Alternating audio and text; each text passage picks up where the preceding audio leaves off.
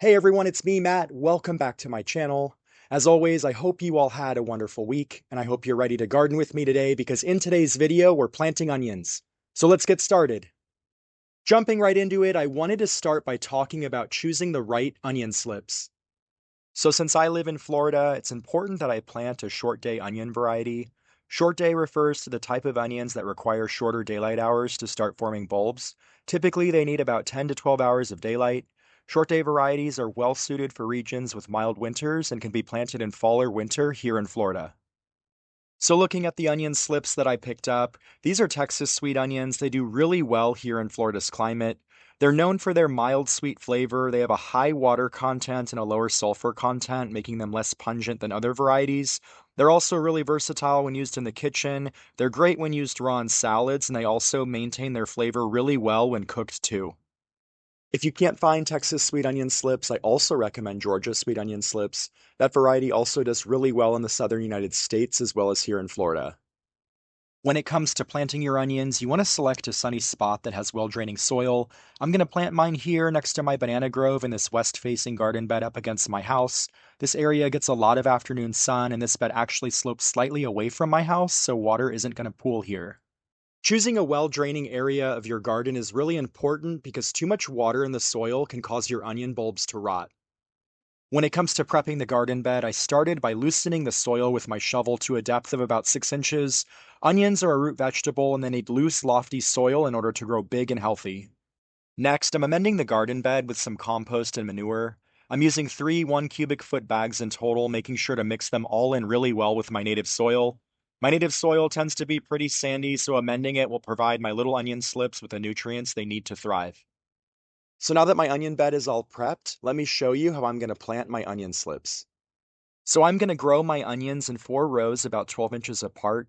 When it comes to spacing the individual slips, you can see I'm placing them about 5 inches apart from each other. The goal is to plant them about 1 inch deep, making sure the roots are covered well but that the tops are still visible. Basically, you want to make sure that they're tucked in but that the tops can still see the sunlight. And then once everything's all planted in, I watered them in thoroughly. So there we go, I'm all done. This was a really easy planting project. My baby onion plants look so good all tucked into their new homes.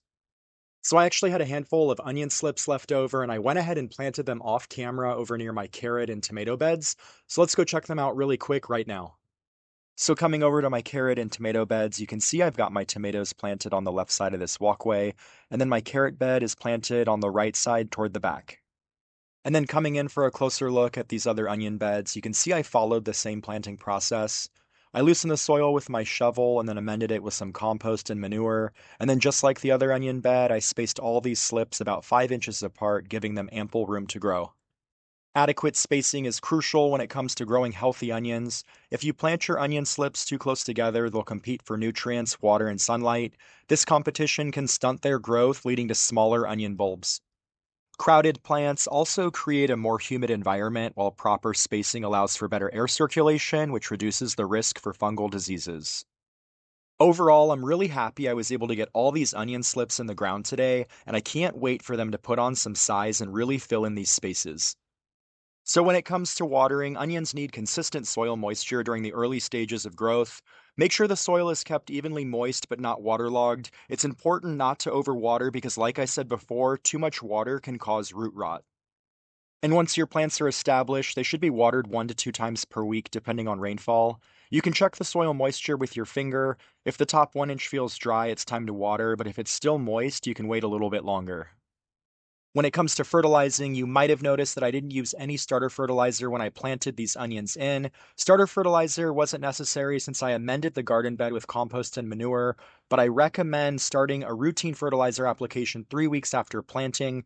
You should use a balanced fertilizer like this Miracle-Gro water-soluble fertilizer, making sure to apply it every 2 weeks. This stuff has everything your little onion plants need, and I'll definitely make sure to link it in the video description for reference.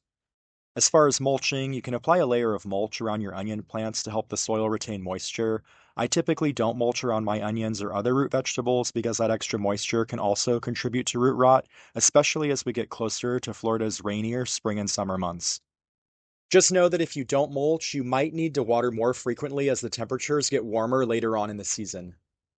And then lastly, when it comes to pest control, I proactively sprinkled some Captain Jack's Bug and Slug Killer around my onion plants. As many of you know, this is my favorite organic pest control product, and once applied, it's effective for up to 4 weeks. And then I've also got this Captain Jack's insecticidal super soap to use on the foliage of my onion plants if thrips or aphids become a problem later on this season. I'll also make sure to link both of these pest control products in the video description for reference. So again, I'm really excited about adding all these onion plants to my garden. They're one of the easier vegetable plants that you can grow at home, and once they've matured and you've harvested and cured them, they've got a really long shelf life, allowing you to enjoy them for many months to come. So I hope you enjoyed hanging out with me today, and hopefully you learned something along the way. If you haven't already done so, make sure to hit those like and subscribe buttons so you can hang out with me in future videos. I hope you have a great rest of your day, and I'll see you in the next one.